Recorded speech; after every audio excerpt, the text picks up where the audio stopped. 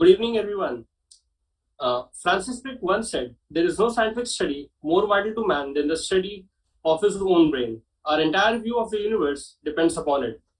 I welcome you all to the second talk of Neurofest 2021, Management of Acute Ischemic Stroke by Dr. Bindu Menon.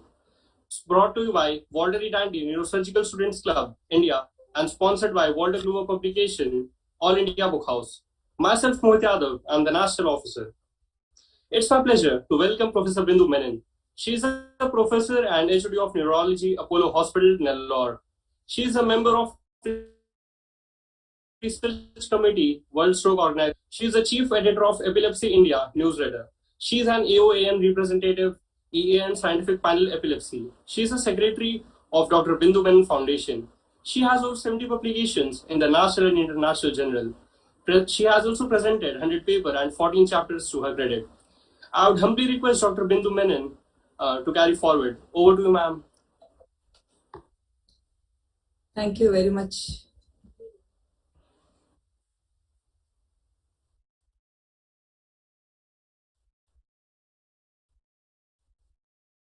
Thank you very much, Mohit, and thank you, the core committee, for inviting me. And it's a pleasure to see young brains wanting to nurture their brains in the field of neuroscience, neurology, as well as neurosurgery. Wish you all the best, and may you get the best wherever you go.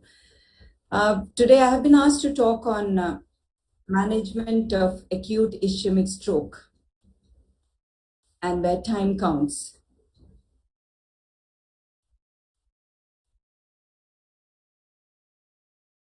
So while I take this, let us first talk about the epidemiology of the stroke.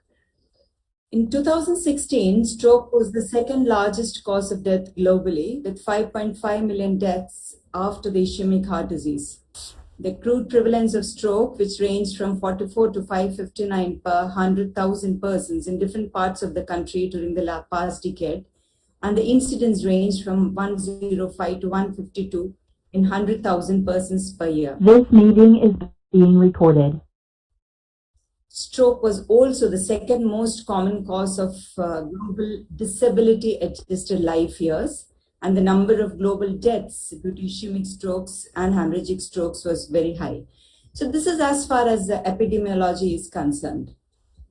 But we may also want to know that why this is important is stroke is a time-sensitive disease. And we need to know that when we need to act, how fast to act, and important is to recognize the symptoms of stroke. So I would like to brief you what do we have at this point of time, the important treatment paradigms which have changed and made a shift in the stroke care from the time where we had just an antiplatelet drug which could be given to the time where now we are working with seconds and minutes, where every second of the ischemic brain which is getting damaged counts. If one wants to divide the stroke, we want to divide it into ischemic stroke and hemorrhagic stroke. Ischemic stroke is predominantly a large artery, that is an atherosclerotic stroke, or a small artery, which we call as a lacunar stroke, a cardioembolic stroke, and then there would be cryptogenic, that is, we do not, with the modality of investigation at this point of time, we do not have a reason which we could point out for the stroke. Or there could be other causes in which the patient can have a large artery thrombosis as well as a cardioembolic thrombosis. They can have a dual pathology. We are going to talk only about the ischemic strokes here. And the other part of the stroke, which forms around 15 to 20% only, is primary hemorrhagic stroke, which includes the intracerebral hemorrhage and the subarachnoid hemorrhage. Ischemic stroke accounts for 80% of the stroke, and the hemorrhagic stroke accounts for 20%. They are different in the form of what is the reasons behind the stroke, that is the etiology, as also the prognosis of this the stroke, and the treatment modality as well. So what is an ischemic stroke? It is an episode of neurological dysfunction caused by focal, cerebral, spinal, retinal infarction. IC bleed or the intracerebral hemorrhage is a rapidly developing clinical signs of neurological dysfunction, which is attributed to a focal collection of blood within the brain parenchyma or ventricular system, which is not attributed to the trauma. And a subarachnoid hemorrhage is a rapidly developing clinical sign of neurological dysfunction or headache because of bleeding into subarachnoid space. And this is a definition. Ischemia means there is a cutoff of blood. Intracerebral bleed is a focal blood collection. Subarachnoid hemorrhage is blood across the subarachnoid space if we understand the anatomy well. Now, because this is a clinical forum, I would like to take a case and take forward how one would want to manage the case. Now we have Mr. YM. He's a 62-year-old gentleman. He develops a symptom in which he is unable to hold the book and he has speech disturbance, that is, he has a dysarthria. He lives next to a hospital and he reaches within 30 minutes of the symptoms. Now, by the time he reaches the hospital, his symptoms get resolved. That is, he doesn't have the dysarthria and his power in the hand comes back. His past medical history is noted to have hypertension, but when he arrives into the hospital, his blood pressure is 120/80, fair and good. Now we have three major questions which pop up here when the patient like that comes to the emergency, had a symptom, but while he enters into the emergency, he's asymptomatic. And that becomes a challenge. One, for the clinician, that because he doesn't have a symptom, so where are we going to localize the lesion? Second, for the patient, because if we ask for a test, that's a practical problem that they are not willing because he's now absolutely fine. So we have three questions here, which needs to be addressed. That did the patient have a TIA, that is a transient ischemic attack, or he had a non-ischemic mimic event? Now, what is the risk that this event which he had was a TIA, and what is the risk of a recurrent stroke or a vascular event for this patient? Though he's asymptomatic now, what is his prognosis? Third is, now because he had a speech disturbance and he had a weakness, should I be hospitalizing the patient or should I send the patient as an outpatient management care?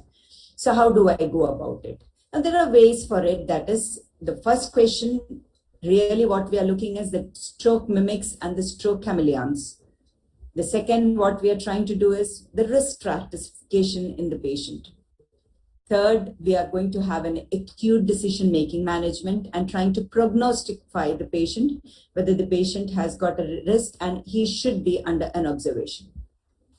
So let us look at the first one. There are alternative diagnoses of TIA and mimic patients, all of us know, and of which the toxic and the metabolic part leads the list, of which the disorders of glucose metabolism are the most common ones. The patient could have a hypoglycemia or a hyperglycemia, which could mimic like a transient dysarthria and a limb weakness. The patient could have had a minor seizure, of which afterwards the patient had a little postictal weakness, which is also known as a Todd's paralysis. The patient could have had a complicated migraine in which the patient had a difficulty in talking and the patient had a limb weakness. We all understand that true migraines with auras and migraine without aura, apart from that, there could be a complicated migraine. Or in a different situation in which the history of the patient was different, like the patient had a giddiness and had vomiting, it could have been a peripheral vertigo. The patient had consumed alcohol the previous night and had an intoxicating effect. Differing everything, patient could have just be a conversion reaction, or patient could have a non-epileptic attack disorder like event, which could have mimicked a limb weakness. Neuropathy, a very important cause, in which the patient has got a foot drop or a wrist drop and mimics a focal lesion either in the frontal lobe or in the corresponding homunculus of the brain. A good history of the patient will help us to differentiate between the patient's TIA or the mimics once we find out the biochemical as well as a history, whether the patient had previous episodes, whether the patient is a diabetic, what did the patient do when he had the symptom, whether there's a tongue bite, whether there's an incontinence, where is the lesion, whether he has an sensory deficit along with it, will help us to rule out the other mimics as well. That is about the mimic. That is, a patient's symptom looks like a stroke, but the patient is not having a stroke. That becomes a TIA or a stroke mimic. Now we look at chameleons. That is, the patient really has a stroke, but is mistaken to have another disorder, like a patient comes with a vertigo and the patient is framed as a benign paroxysmal positional vertigo or labyrinthitis, that is a peripheral vertigo, a good examination with a nystagmus will help us. A monoparesis with a focal cortical lesion mimicking like a foot drop or a wrist drop. An acute confusional state, all of us know, a Wernicke's aphasia, a temporoparietal stroke, acute onset, or a thalamic can present with an acute confusional state without any limb weakness, but looks like a patient with an altered sensorium. Patient can have a sudden memory disturbance, but could be a bilateral thalamic infarct.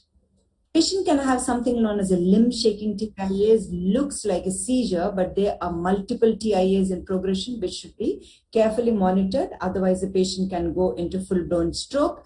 A capsular warning syndrome, that is a basal ganglionic lesion in which the patient can have a hand, leg, or the face without any cortical symptoms, that is any aphasia in either in turns. One time the patient has a motor phenomenon, one time patient has a sensory phenomenon, one time the patient has a facial sensory symptom. It looks as if the patient is mimicking or the patient has got a psychogenic lesion, and because of which the patient is framed to have a non-stroke event, but could be a stroke, that is known as a capsular warning syndrome. So one should be very wary of the chameleons, but all of them, if one takes a good proper history, can find out with minimal signs and symptoms which could lead to the primary diagnosis. When we're talking about TIA, there could be three in nature. One is a large artery, that is a low flow TIA, in which we are talking about the large blood vessel having a plaque, producing a significant big disturbance in the blood flow. They're usually short-lived, they occur for minutes, and they're often recurrent, and they occur once per week, or they can have several times in a day. If you have short-lived, recurrent, same semiology, then one should be looking at a large flow, low flow TIA, and they can produce a full-blown stroke, and one needs to get a carotid and vertebral Doppler and an intracerebral angiogram for this patient. That is why the type of TIA in the history is very important.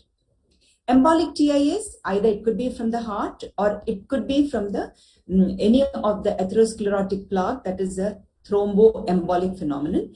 They're usually longer lasting. Now, this low flow TIA that we said that the patient of our prototype patient, he had a short lasting here just for half an hour. I would say within half an hour, by the time he reached the hospital, he was asymptomatic. The embolic TIAs, they usually last hours rather than minutes, as in a low flow TIAs, and they're very infrequent. They're not seen as often. Then we have the lacunar TIAs. By lacunar TIAs, what we mean is that the end-on vessels, which we can see here very well. These are the lenticulostriate arteries. They are the end-on vessels which are producing the lacunar strokes. And in the same way, they are the recurrent stereotype, and they can behave as if in a low-flow TIAs. But then once we do a carotid and a vertebral Doppler and an MR angiogram for these patients, we do not find a large vessel occlusion, then we know that they could be lacunar or small vessel penetrating TIAs. This could present as a capsular warning syndrome. As I said, with these small vessels, sometimes they could be a sensory TIA, one time they could be a motor TIA, and they could be in various forms, and they are stuttering and they keep building up in nature, going on to produce a full-blown stroke. So the next we want to know about what is the risk of a recurrent stroke or a vascular event for my patient. Is he going to develop another event? Is he going to develop another stroke? So need to stratify that. And for TIAs, we have a risk stratification score, that is an A, B, C, D 2 score, in which A stands for age. All of you can download this on your phones. You don't need to really mug up that, but we need to know that what are the important salient points which really increase the patient's risk of having a stroke. You have that ABCD on your phone. You just need to click yes and no, and the score will be there on your phone as well. So age, blood pressure more than 140, clinical features of TIA, either unilateral weakness without speech impairment without a unilateral weakness, TIA, which is a duration of more than 60 minutes and a duration of 10 to, and the duration of the TIA is also important here. We understand that. And a diabetes. So the total ABCD score would be from 0 to 7, and we have other tools in our box, that is the imaging, either a CT scan or an MRI diffusion weighted imaging and a vascular imaging. So let us see where our patient falls into. Our patient was more than 60 years, so he gets a 0.1. Blood pressure was normal, it was 120 by 80, so he gets a 0 there. He had both a unilateral weakness and a speech impairment, so he gets a 2. He had a TIA duration which was less than 10, it was 10 to 59 minutes, that was around 30 minutes. So he gets a score 1. He was not a diabetic. So total, his score runs to 4.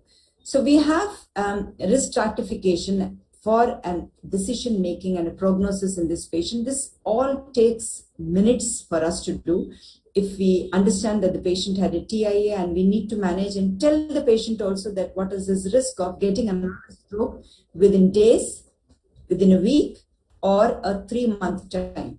So our patient falls under ABCD2 moderate, 4 to 5, and his risk of having a 2-day risk of having a stroke is 4.1, and a 2-day risk, that is a 1-week risk, is around 6%, and a 30, that is a 3-month risk, is almost around 10%.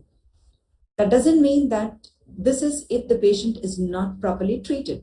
So if the patient is treated properly, if we have identified the TIA, and if we have treated properly, then the patient does not have this risk. That's why he falls under moderate risk.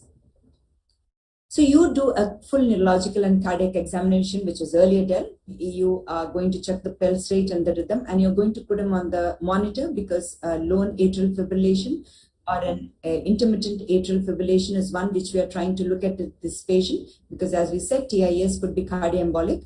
Your monitoring is blood pressure, because one blood pressure checking at that point of time would not be enough. You run the bloods immediately, you check his CBC, platelets, you check his coagulation screen, sodium, blood glucose, and a lipid profile. Sodium and blood glucose is to see if there are any mimics. You check his ECG, echocardiogram, carotid and vertebral Doppler, and you go for the neuroimaging. These are the basic investigations one would always want to do for any patient with a confirmed TIA, or if the patient has a mimic and we want to know the alternative diagnosis for him. So Mr. YM has a cardiac and neurological examination, which is normal. He doesn't have atrial fibrillation. His blood pressure is normal in both the upper limbs.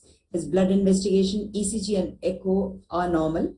His carotid and vertebral Doppler shows an 80% right carotid stenosis, and his MRI shows a right frontal diffusion weighted image positive. So now, is this patient a TIA, or is this patient having another diagnosis after we have this investigation with us? Is there a chat box here to put in their answers? Ma'am, we do have a chat box. Yeah. If you could just pin in, do you feel, how many of you feel that this is a TIA, confirmed TIA now? Or does he get another diagnosis at all?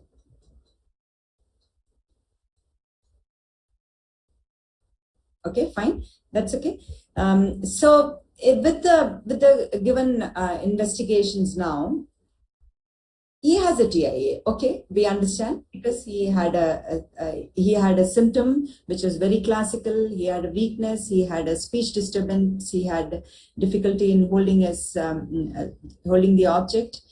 He came. His other parameters are normal. His stroke mimics have been ruled out. But what is different here now, though his neurological examination is normal and he's no longer symptomatic, his MRI is showing a right frontal diffusion weighted positive, that is a right frontal infarct. In the setting of a right frontal infarct, his diagnosis is not a TIA, and now we move from the diagnosis and a discussion from an older definition, which is a clinically based, that is time-based, I should say, to a tissue-based. That is, a time-based was earlier diagnosis of TIA was a brief episode of neurological dysfunction, which is less than 24 hours, resulting from a temporary cerebral ischemia. And we move on to something which is a tissue-based, that is a even if the symptoms have lasted less than an hour, there is a transient episode of neurological dysfunction without an acute infarction, which could be, so it is time-based, this is tissue-based. This is less than 24 hours, this is less than an hour without infarction. Old definition gives you an idea that, and gives you a feeling that it is benign, it's a TIA, it's just a TIA. But then a new definition shows that there is an ischemic damage in the brain, and it encourages to intervene as far as medical therapy is concerned, or to check for various parameters which could be leading to a stroke. And this becomes a good ischemic parameter. The recording has stopped. So TIA patients with infarctions are now strokes, which despite being neurologically back to normal. So we come to the definition that he has got a stroke and he's no longer a TIA because his MRI has picked up a diffusion weighted positive infarct in the frontal lobe. Now TIAs, as far as the therapy is This concerned, meeting is being recorded. have gone through various trials from the Express, Match, Master, Chance, and the last one is a point trial. And I would just like to highlight here that all of these analyses suggest that in patients with acute minor stroke or TIA, we need to initiate a dual antiplatelet therapy with as soon as possible, and preferably within the first 24 hours, and they need to be continued for a duration of 21 days. So the last point trial had come to this conclusion. So as far as YM is concerned, one should not leave out counseling the patient about the lifestyle interventions. He gets a dual antiplatelet therapy, he gets a statin, his antihypertensive is rechecked and put in place. Because he has got an 80% stenosis of the carotid, he goes to the interventional neurosurgeon, and he is planned for a CEA or a stenting, and that should be done as early as possible, given the possibility that he had a 9% risk of a stroke within the next 3 months, and he is also asked for a regular follow-up. Counseling part should never be left out, because most of the time, because the patients have reached normalcy, it is probable and possible that they are going to stop the medication, and that would be catastrophic for the patient. Now we come to another scenario where again time is brain, and there the time ticks very, very fast. We have a 65-year-old hypertensive and diabetic. He develops a left hemiparesis, a facial deviation, and a dysarthria since the last 1 hour. His blood pressure is very high, is 200 by 110 millimeters of mercury, and his sugars are on the higher side, 184. Now, what does one do? Should we give him an aspirin immediately? Because he looks like a classical stroke. He has a left hemiparesis, facial dysarthria, all localizing to the right MCA territory. He is 65 years. He has hypertension. He has diabetes. His risk factors are there. His blood pressure is very high. His sugars are very high. Would you be giving aspirin to this gentleman? Would you be giving an antihypertensive because his blood pressure is very high and it is imperative that he has come to you? You need to address the situation which is shouting out at you. Would you want to just keep him in your clinic and observe him for some time so that his hypertension settles down, and treat and then shift the patient? So you have these various scenarios, and these various scenarios are what happens in our country and in every country, I suppose, when the patient goes to a step care therapy. He rushes to the nearby hospital, which is convenient to him. And at that point of time, the physician has to take a decision as to whether to keep him there and check out for his symptoms which can be treated at that point, or he has to shift him so that he gets the best of the care. So there are certain do's and don'ts one should understand, and that can indeed be catastrophic if the patient is undergoes those treatment at that point of time. As we understand, the patient has a symptom of 1 hour. He has been very good. He has understood his symptomatology, and he has come to the hospital for the best of care. So the do's and don'ts are, at that point of time, one is not supposed to give an antiplatelet and an aspirin. No pharmacological intervention should be given unless the patient is having a malignant hypertension, that is, the patient looks like in failure or the patient has symptoms which are suggestive of aortic dissection, until and unless the antihypertensive are not to be given even for this blood pressure.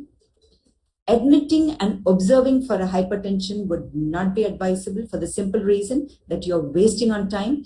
Time is extremely crucial, and we will see how we are going to help the patient the patient to reach the hospital as fast.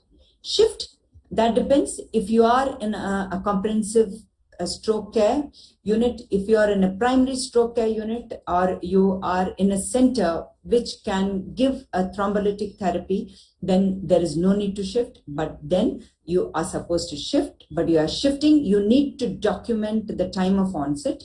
You need to document what was the medication, and you need to have a physical examination which focuses on speech, facial droop and drift, and then transfer the patient, because we need to know from the time of the first assessment to the time of the EMS entry, what was the symptom and what is the progress of the symptom. And it is always important that whosoever is transferring the patient, whichever hospital he is transferring, there should be a notification to the receiving hospital so that the MRI or the CT console is kept free for a potential patient who needs a thrombolytic therapy. So we are looking at a stroke care in which we have a stroke care pyramid. This is a basic care hospital where the patient can have an assessment, can have an identification. He can be stabilized for ABC, and he needs to be transferred. When he is transferred, as I said, he needs to have the basic neurological examination, just the facial droop, the limb power, the blood pressure, the sugars, and then notifying the hospital.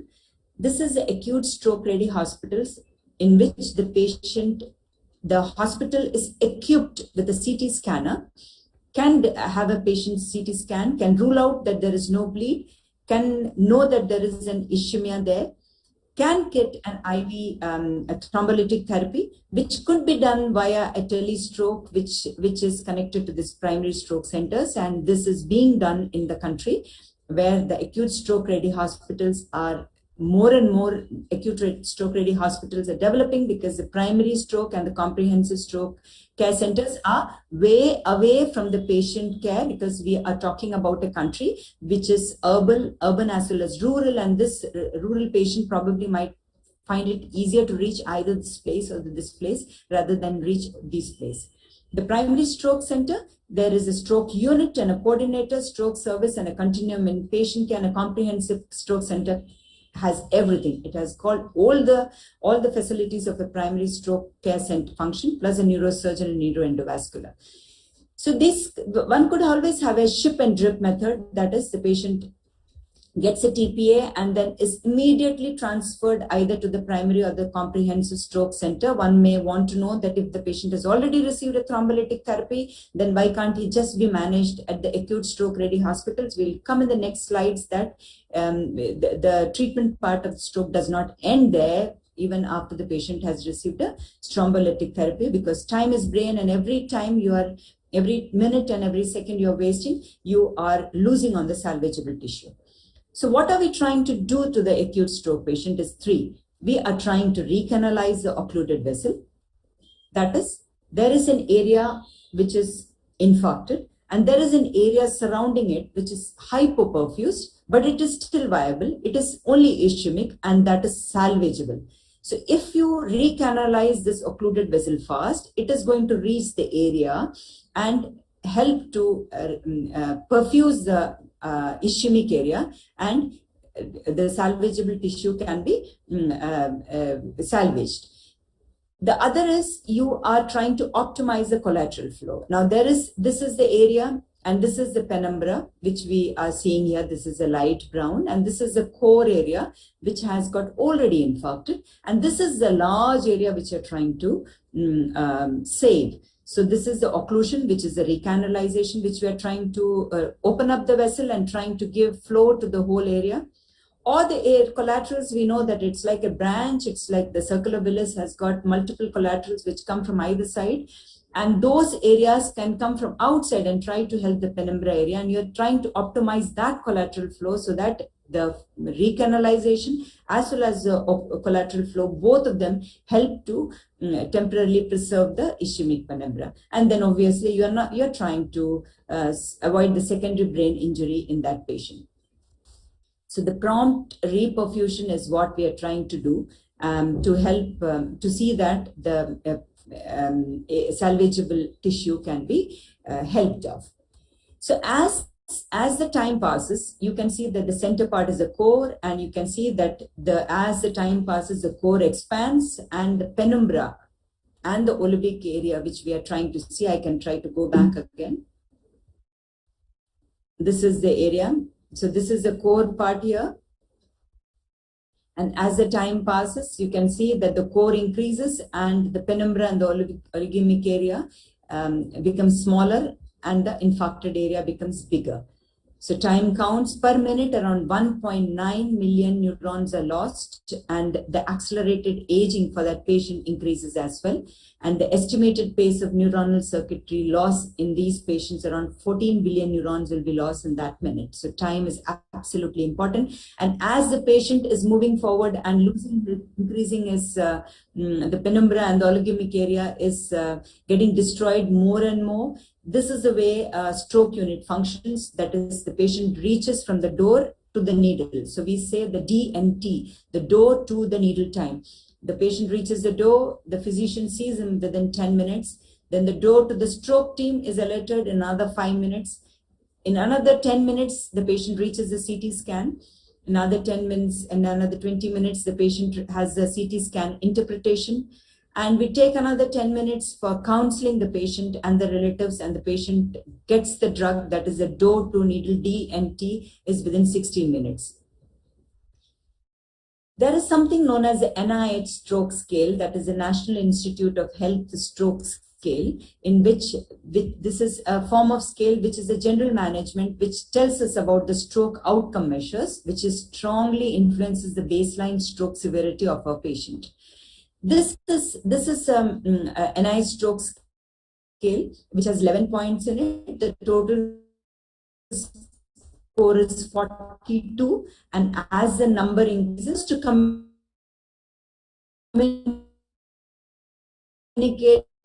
so you need not say each one in particular. You tell about the NIH stroke scale. He has got around 30 NIH stroke. I know that the patient is extremely sick, and whether I can give him a thrombolytic therapy. It also helps us that the patient's NIH stroke is very bad, then the patient has got a large stroke, and the chances of bleed for that patient might be very high. It also has an objective measurement, that is, once you are given the thrombolytic therapy, whether the patient has improved or not improved, the same way as you do for a Glasgow Coma scale. So what are the other things on the ground and during transport? All patients gets a peripheral venous catheter, which is placed in all patients. You need to avoid the paretic arm for the placement of the catheter, because that is an immobile arm and can have venous stasis, and also patients require intensive physiotherapy at a later point. You need to elevate the upper body to around 30 degrees. If the patient has got hypoxia, the patient needs to have oxygen, 4 liters per minute, and one should be avoiding the oxygen in the COPD patients, as we all know. One should not be instituting any form of antiplatelet or antithrombotic therapy unless we have a cerebral imaging in place, and we know that the patient is not a candidate for a thrombolytic therapy. If the patient's blood pressure is less than 220 and less than 120, no immediate action to be taken. If the patient has a hypertension of more than 220 and 120, I will come in the next slide, where we have intravenous antihypertensives which need to be initiated, because a 220 by 120 might be more than 220 by 120 could be a contraindication for a thrombolytic therapy. For the chances of bleed in that patient would be very high. If the patient has a arterial hypertension, we need to bring up his blood pressure. If he has hypoglycemia, then he needs to have glucose, which is less than 60. Hyperglycemia, if it is more than 300, then he gets an insulin. Again, if the patient has got severe hyperglycemia, the chances of bleed in this patient would be very high. So before you are instituting the thrombolytic therapy, you need to check the blood pressure and the sugars are under control, and that can be brought down by the IV intravenous antihypertensives as well as the insulin in place. If you are taking too much of strenuous efforts to bring either the hypertension or the sugars under control, then you need to take a decision whether you are really justified in giving a thrombolytic therapy, again, because of the chances of the bleed can be very high. So you have the imaging report with us. You have the patient has got a characteristic diffusion weighted imaging, which has got an ADC, and you can see here there is a right middle cerebral artery. We can very well appreciate here. It is not seen, as well as you can see the collaterals which we were mentioning here. It's not at all seen in this patient. So coming back to Mrs. AM, she has got an NIH stroke scale of 8. The time from the onset is now 2.5 hours. She reached by 1 hour to the hospital premises, as we all know. There are no contraindications. There's a contraindication and an indication chart, which we quickly look at, and a right MC infarct and a right MCS stenosis. Now we need to thrombolize the patient, and we start the time clock. We have 3 interventions, which is the medical treatment, the common medical treatment. We have the thrombolytic therapy, that is the tissue plasminogen activator and the tenecteplase, and we have the endovascular therapy. Now, which one should we be giving to this patient? As I was mentioning earlier, if the patient is an eligible candidate for intravenous thrombolysis but has a high blood pressure, we have intravenous antihypertensives with labetalol at 10 to 20 milligrams over 1 to 2 minutes, which can be repeated over 1 minute, or nicardipine, which is at 5 milligram per hour IV and titrated to 2.5 milligram per hour. Again, as I said, if we are taking too many steps to bring down the hypertension, and the hypertension is sort of a malignant hypertension, then one needs to reconsider whether the patient should be given a thrombolytic therapy, because again, you're losing on time as soon as you progress forward. The time for a thrombolytic therapy is from the patient's time of symptoms, that is equals to receiving the drug, that is the needle time, is 4.5 hours. More than 4.5 hours, as far as the indication goes, you cannot give the patient. But I will come in the next slides how from the time to the tissue we are moving into, the way we moved into TIA. But in general, 4.5 hours is a window period time for us to institute the thrombolytic therapy. That is why from the door to needle time has to be kept as minimum as possible, and in the best of centers, it is at 30 minutes. So you can understand when the patient reaches the hospital, gets the cannulation, gets all the investigations, which includes the primary blood tests, which includes predominantly the creatinine, the CBP, and the coagulation profile, gets a CT scan and an MRI, whichever is the protocol for that particular hospital, gets an ECG, gets the CT scan reporting done, comes back, reporting, and the pros and cons of a thrombolytic therapy is explained to the patient's relatives. And what needs to be explained is that the patient has got an ischemic stroke. He falls under the window period where there is an injection, which is a clot buster, which can lyse the clot, and the chances of the patient being better than a patient who has not been given a thrombolytic therapy at 3-month time. We are not speaking at the 0-hour time. At 3-month time is 30%, 20 to 30% better than a patient who does not. So we understand that there is a huge window. So, but then there is always also a possibility that the patient can have an IC bleed, which could range from 1 to 4. If his NIH stroke scale is more, then the chances of bleeding are more. But in general itself, it is 1 to 4%. And the patient and the patient might not. The relatives need to take a decision at that point whether they give a consent. So once you have counseled and then you're given a consent, then a thrombolytic therapy is given. So you understand that every time the time is ticking, because if the patient comes at 3 hours, let us say, or 3.5 hours, then 4.5 hours is the window period. You take 1 hour, and by the time you're counseling the relatives, it becomes very difficult because they are not able to take a decision and the time is running out. And if they take a decision at 4 hours and 45 minutes, then are you justified in giving a thrombolytic therapy? So the door to needle, we need to keep it as sharp so that we give time for the patient relatives to understand, seep in, and give a consent to you. So what are the thrombolytic therapy we have at this point of time is one is alteplase and one is tenecteplase. There is a difference from where we started from slow and infusion, that is alteplase. We give it for 1 hour, where we come to a bolus injection, that is a tenecteplase. There's a 1-shot bolus injection. So to know the difference between alteplase and a tenecteplase, the most important characteristic feature one would want to know is that one is the fibrin specificity. Alteplase is at 2+ and tenecteplase has a 3+ fibrin specificity. Second is, this is given calculated dose is 0.9 milligram per kilogram body weight, and of which 10% is given as a bolus, and over the next 1 hour, the patient receives the drug. Tenecteplase, it gives as a 0.2 milligram per kilogram as a single bolus dose. Also, we need to understand the cost factors between the both, and also that this is approved, alteplase is approved till 4.5 hours, and tenecteplase as of now is approved for 3 hours window period stroke. So if the patient falls between 3 to 4.5 window period stroke, then we may want to give alteplase rather than tenecteplase. So we have thrombolized our patient. Luckily, our patients, Mrs.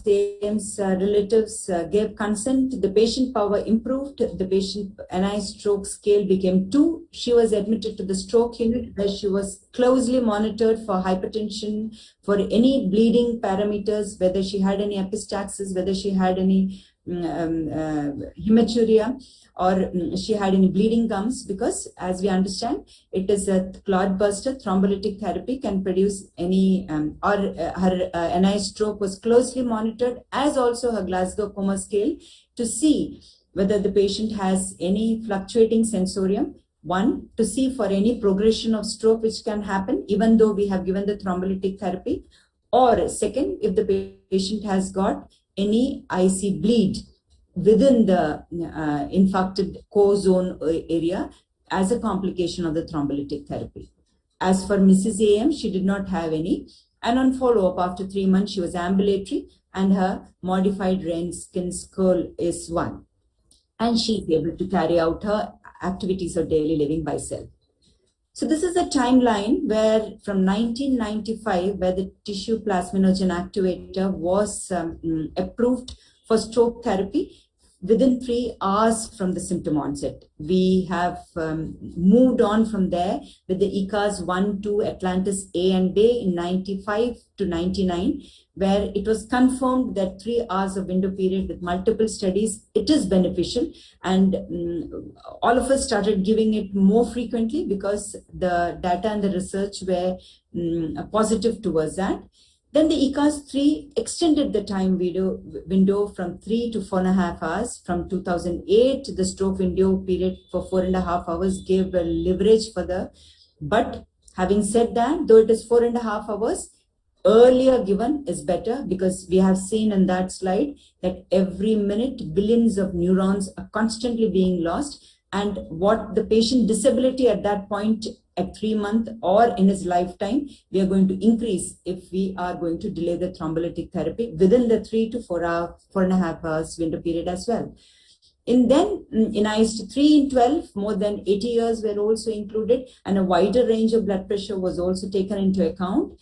And then in 2019, again, there came a difference, that is 4.5 to 9 hours stroke onset or wake-up period. Now, this is because Mrs. AM comes when she was awake and she was working. She comes with a history of dysarthria and a hand weakness, or if somebody comes with any focal neurological deficit while the patient is up and about and a bystander or a caregiver has witnessed that account. But what if the patient was sleeping? what if the patient stays alone and we don't know the time of the ictus? So that is known as a wake-up stroke, and there we come from the area where the time in the TIA, as we said, from the time we moved on to the tissue. From here itself, also we move from the time period 4.5 hours to having an imaging parameter, which tells us that the patient could probably fall under the 4.5 hours period, because we don't know what time the patient slept and what time the patient was found normal. So there could be two things. If the patient did not improve after intravenous thrombolysis, so what could you be doing? Or if she presented after 4.5 hours. So this is the patient of ours. The patient has, the vessels got recanalized. You can see that she had so this is just a representative image in which you see that the patient's MCA stenosis has not improved after you gave the patient intravenous thrombolysis within the 4.5 hours window period, and the patient has not made substantial neurological and clinical improvement as well. So what next? Do you have anything to offer this patient again? So the patient can have 3 parameters after recanalization. There could be a successful reperfusion and a tissue salvage, as we saw for Mrs. AM. She improved. There could be no reflow, or there could be reperfusion could happen. This is a no reflow. This is a second representative image. The patient did not improve clinically as well as in the neuroimaging parameter, as well as the MCA is completely stenosed. Or the patient can reperfuse and can have a hyperperfusion. As we said, the patient can start bleeding into that area and then can have a hemorrhagic transformation of the infarct.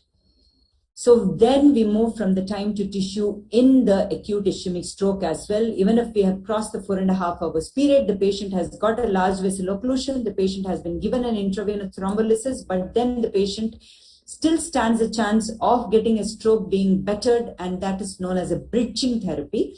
That is, you give a thrombolysis alone, patient improves, okay. Patient, you give a thrombolysis as well as thrombectomy, that is known as a bridging therapy, that is an endovascular clot removal for the patient. So let us review the concept of penumbra again. So what we are looking at is this core again. We are looking at this penumbra alone. So we have, this is the core which we probably cannot do, and that is a reversible ischemia for this patient, and this is what is going to produce a deficit for this patient. But as time is passing and we have given him the intravenous thrombolysis, the core has increased and there is a penumbra level there. After having given the intravenous thrombolysis, how do we justify, how do we know whether the patient does have salvageable tissue which we can intervene? So we have a CT perfusion parameter here. In fact, when a patient has got a large vessel occlusion, as we have seen in centers of comprehensive stroke center, the patient immediately undergoes a stroke CT perfusion study, though I have put it in block forms here that he goes like this, but he undergoes a CT perfusion at that point itself. And these are the 2 images. So if you would just look simply that this is a core image, which is ischemic core, and this is a green, fluorescent green, which is at risk for infarction, that is the penumbra, that is the salvageable tissue. So if you would try to superimpose, you can see that there is still a large area which can be salvaged, which can be protected, which can be cured, which can undergo a treatment. But if you look at this patient, if Mrs. AM has a CT perfusion study which like this, if the patient has got already develops a core which can be superimposed or overlaps on this, then it becomes a large ischemic core and overlaps a perfusion deficit, and this patient cannot be salvageable. The patient cannot undergo mechanical thrombectomy even if the patient has got a large vessel occlusion. So the patient should receive an endovascular therapy. One may want to say that why to give a intravenous thrombolysis if the patient had a large vessel occlusion? Why not give a without bridging, whether to give an endovascular therapy from the very beginning? And there are different centers and different thoughts, different areas, different teams which work in a different manner. We usually use the bridging therapy. We give an intravenous thrombolysis, and we find that most of the times, in 50 to 60%, there is a good recanalization. Patient need not undergo. So these are the criteria one would want to follow. The patient's pre-stroke modified Rankin scale should be 0 to 1. a causative occlusion, there should be a large vessel occlusion, either it is an ICA, proximal MCA, or it is a basilar.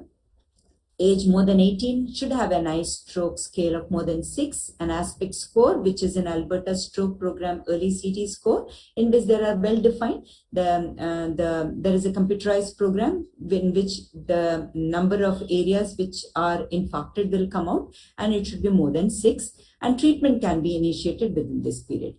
So how did we go? We went from CT, we went to CT or an MRI, we gave an intravenous thrombolysis, patient did not improve, patient improved, patient goes to the stroke stroke care, stroke ICU. If not, again undergoes a CT perfusion, saw a salvageable tissue, undergoes a DSA and an endovascular therapy and a post-intervention DSA to see the Tiki score is good. So the time is ticking out, and we are looking at endovascular therapy from which time to which time. So 0 to 3, we know that one injection can be given. 0 to 4.5 hours, we know that thrombolytic therapy can be given. We also know that wake-up strokes can be given for a bigger period of time. If we have a diffusion and a flare mismatch, that is, a flare is not showing, and we know that a tissue imaging suggests that the patient is in 4.5 hours. So now we have the 2018 two very important trials which came out, that is the DAWN and the Diffuse 2 trial. The salient features of both of them were that thrombectomy could be performed at 6 to 24 and 6 to 16 hours if there is a mismatch between the deficit and the infarct. So you see from where we started at stroke treatment with nothing to offer to the patient before 1995, now at this point of time where we stand is at 24 hours also the patient has had an acute stroke and has a deficit and falls under the criteria whether the patient can receive the therapy. He needs to be shifted to at least a comprehensive or stroke center where he can undergo the required treatment modalities for stroke. So to sum up, time is brain. Whether it may be a TIA, whether it may be an acute ischemic attack, even for hemorrhage, you need to move in the same manner. We are sticking to the ischemic stroke pattern. If the patient has a symptom onset at 0 to 4.5 hours, if he is or she is intravenous TPA eligible, we have seen all the indications. If he is eligible, then he gets IV tissue plasminogen activator or a tenectase at 0.9 milligram per kilogram body weight at 10% and rest over the 1 hour, or tenectase at 0.2 milligram per kilogram as a bolus dose.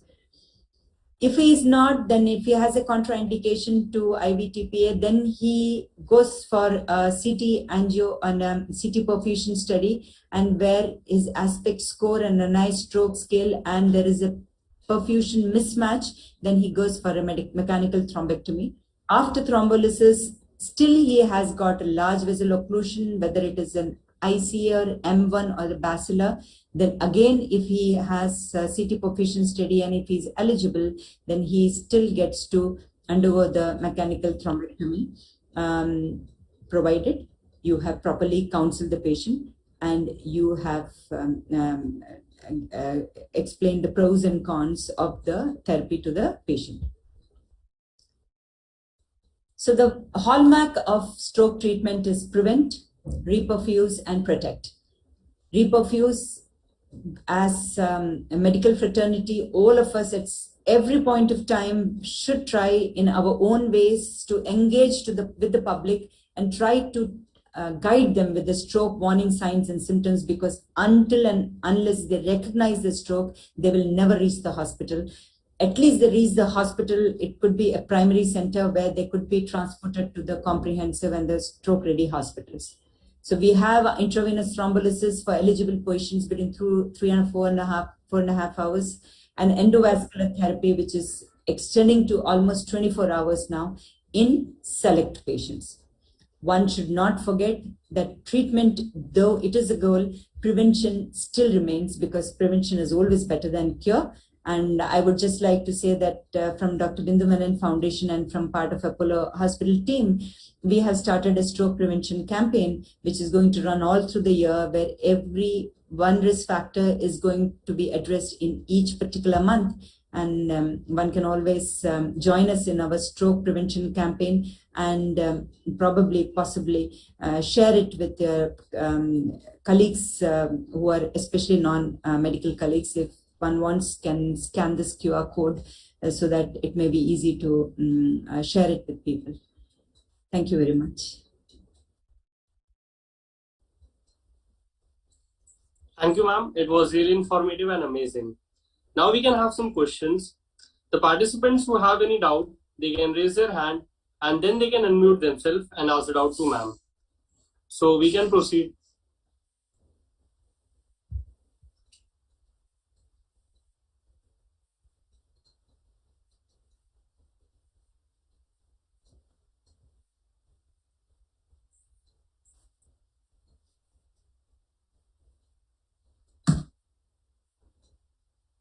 I repeat, any participants who have any doubt, they can raise their hand and then they can unmute themselves.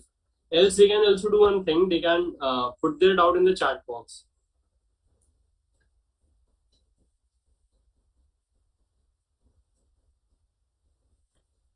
Thank you very much then. Yeah. Now, thank you, ma'am. Now I'll hand over it to our president, Bhavya Pava. Thank you, Mohit. Ma'am, I couldn't be more than happy. I mean, the way you were teaching, I really wish, like, everyone who's teaching us right now in medical schools, they like either learn something from you, how to teach us, or maybe like someone like you can teach everything to us, because I believe that in med school it's really important that we are taught in the exact manner that how you taught us today, and the way and the calmly and the warmth that we felt with you, it was really nice. And ma'am, I'm really, really thankful to you that you took out time for all of us today, and to make this wonderfully beautiful presentation. And thank you so much, ma'am, for your time. I guess we don't have any questions. I'm just looking at the chat box. So I guess we don't have any questions, and thank you so much, ma'am. Thank you very much, Bhavya. Thank you for making me a part. And as I said, I'm very happy to see that there are so many aspiring neurologists and neurosurgeons, and I wish them all the very best in their future. Thank you so much, ma'am. Thank you so much, ma'am. Bye-bye. Bye-bye. Thank you. And for the other participants, it's a request that you don't leave the meeting, because we shall be sharing the Google form, the feedback form, so that you are eligible for the certificate. One of my national officers, Christina, she has shared the form in the chat box. I shall be waiting here for 2 more minutes before ending this meeting so that all of you can be redirected to the Google form, and we shall be closing in another 2 minutes. Thank you, everybody. Next up, we shall be having talk of Dr. Salim Abdulrauf, who's our patron for Walter E. Gandy Neurosurgical Club. And he's the mastermind behind this, who recruited and hired all of us to start this club. So stay tuned, everybody.